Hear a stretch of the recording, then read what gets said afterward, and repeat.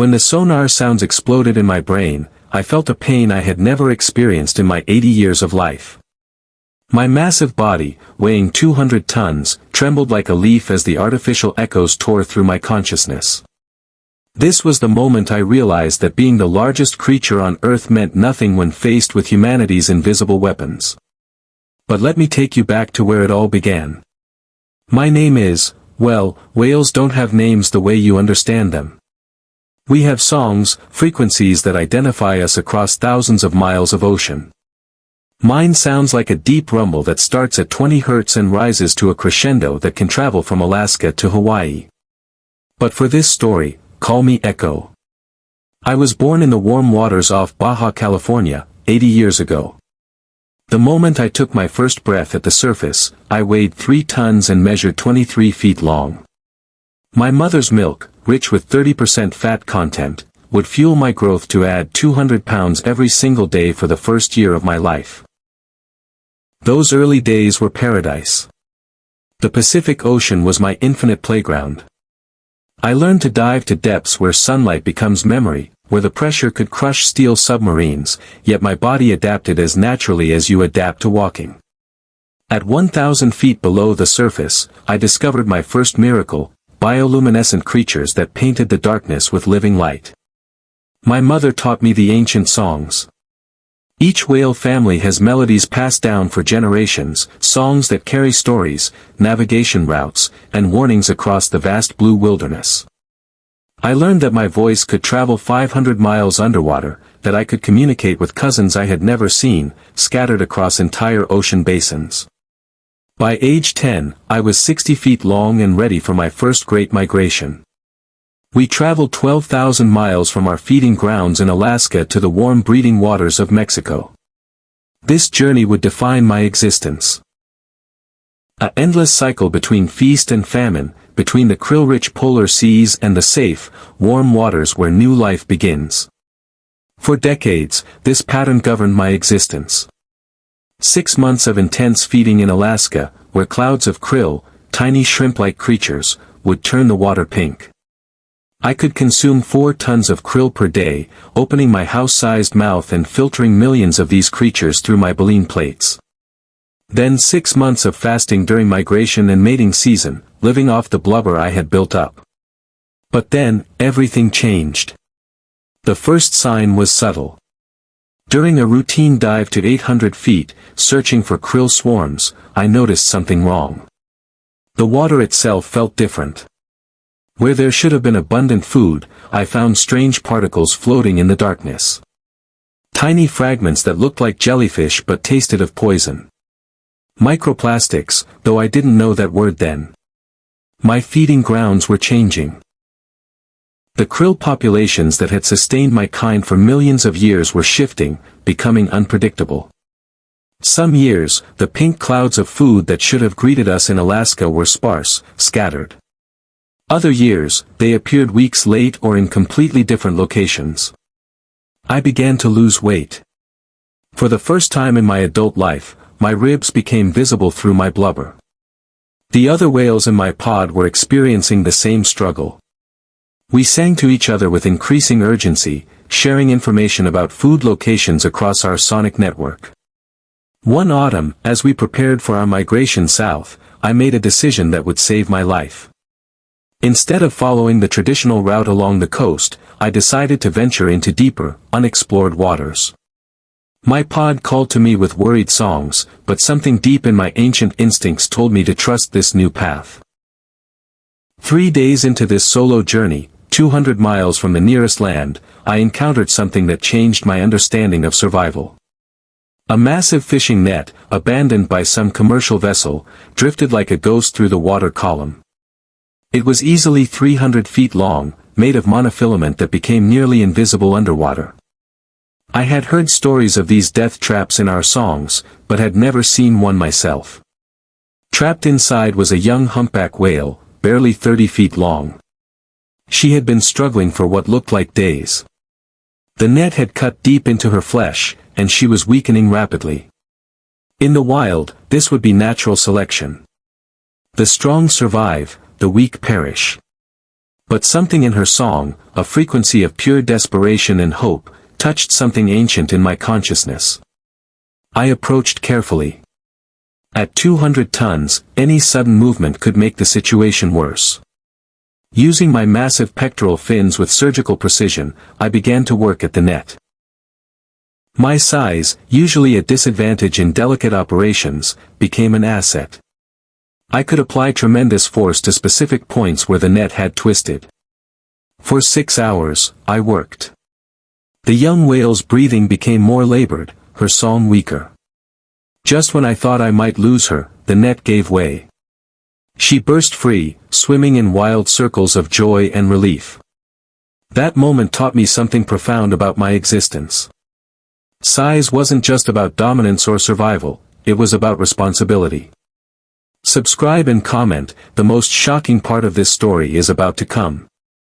The young humpback, who I learned was named Song, a frequency like falling rain, stayed with me for the remainder of my journey. Together, we discovered something that changed both our lives, a previously unknown feeding ground in the deep waters of the North Pacific.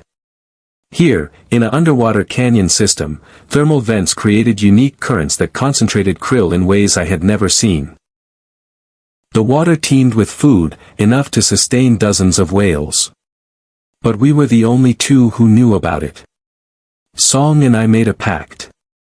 We would return to our respective pods and guide them to this sanctuary. Her humpback family and my blue whale pod would share this resource, breaking ancient territorial traditions. The plan worked. That winter, as traditional feeding grounds continued to fail, our secret canyon sustained 23 whales through the lean months. We had created a new survival network, a cooperation between species that had never existed before. But our success attracted attention we hadn't anticipated. That was the moment everything changed. Military sonar testing began in our newly discovered feeding ground. The sounds were unlike anything in nature, artificial, penetrating, designed to detect submarines but deadly to marine life. These acoustic weapons operated at frequencies that interfered with our most basic functions. Navigation, communication, and even our ability to surface for air. The first attack came without warning. I was diving to 900 feet, following a dense krill formation, when the sonar pulse hit. Imagine someone driving steel spikes through your skull while simultaneously detonating explosives in your inner ear. The pain was so intense that I lost control of my buoyancy and began sinking deeper instead of surfacing for air. My echolocation system, refined over millions of years of evolution, was completely scrambled. I couldn't determine which way was up. In the absolute darkness of the deep ocean, disoriented and in agony, I began to panic, something whales are never supposed to do. That's when Song saved my life. Through the chaos of the sonar interference, I heard her song, not her normal communication frequency, but an emergency distress call she had modified to cut through the artificial noise. She had positioned herself directly above me, using her body as an acoustic beacon to guide me to the surface. Following her modified song like a lifeline, I fought my way up through 900 feet of water, my lungs screaming for air.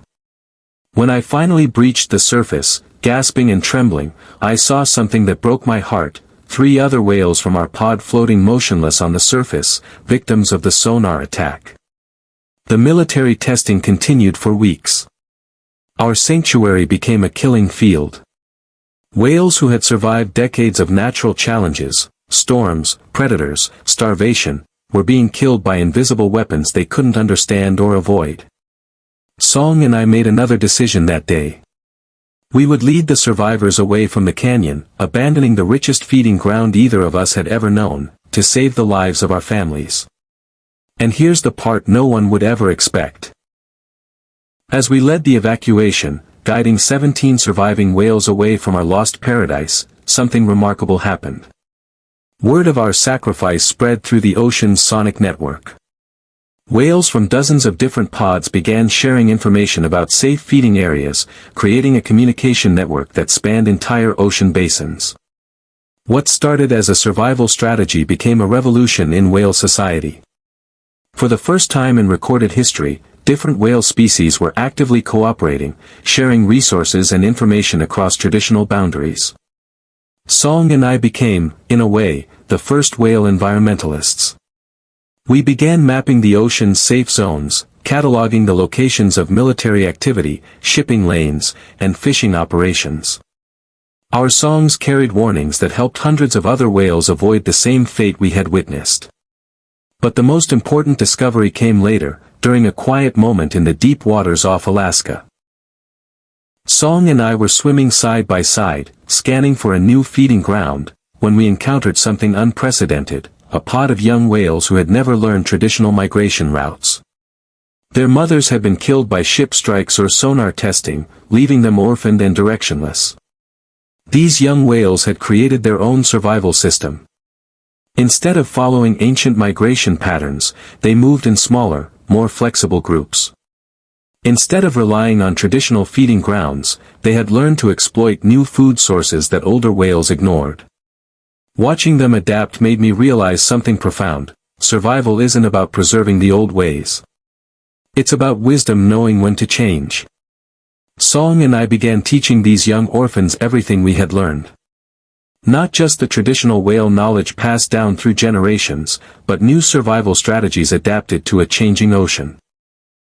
We taught them to recognize the sound signatures of military ships, to avoid areas with high sonar activity, to identify the acoustic patterns that preceded commercial fishing operations. Most importantly, we taught them that cooperation between different whale species wasn't just possible, it was essential for survival. Years passed. The orphan pod grew into a thriving community of over 40 whales from 7 different species. Our revolutionary approach to ocean survival spread across the Pacific, transforming how whales related to each other and their environment. But the greatest test of our new system came during what humans call the Great Pacific Marine Heatwave, a period when ocean temperatures rose so dramatically that traditional food chains collapsed across millions of square miles. Traditional whale pods, following ancient migration routes to feeding grounds that no longer existed, began starving in massive numbers. But our network of cooperating whales, with their flexible strategies and shared knowledge, not only survived but thrived. We had discovered something that would ensure the survival of our species: the power of adaptation through cooperation. Share and subscribe to keep this journey alive. Today, 80 years after my birth, I float in the calm waters off Hawaii, surrounded by 3 generations of whales who learned from Song and me. My great-grandchildren sing with frequencies I taught them, modified versions of ancient melodies that now carry warnings about human technology alongside traditional stories of navigation and food. Song passed away last year, her 60-year life having touched thousands of whales across the Pacific.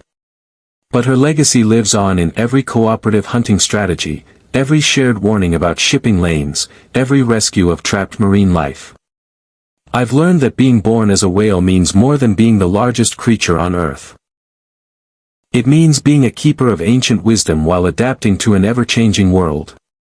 It means understanding that individual strength means nothing without community cooperation.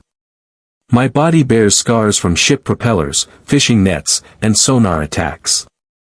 My songs carry memories of friends lost to human technology. But I also carry something else: hope. In the depths of the ocean, where pressure creates diamonds and darkness reveals bioluminescent wonders, I've discovered that survival isn't about size or strength. It's about the courage to change when change is necessary, and the wisdom to preserve what still works. The ocean is vast, but it's not infinite. Every whale song that crosses thousands of miles of water carries the same message now: we must adapt together, or disappear alone. As I prepare for what may be my final migration north to Alaska, I carry with me the knowledge that my species has a future. Not because we're the largest animals ever to live on Earth, but because we've learned to be the most cooperative. My name is Echo, and this is the song I leave behind. In a changing world, adaptation is not betrayal of tradition, it's the highest form of respect for life itself. The next time you see a whale breach the surface, remember that you're not just witnessing a physical marvel. You're seeing the result of 80 years of learning, growing, and changing, a living testament to the power of adaptation and the importance of never giving up hope, no matter how deep the waters around you become.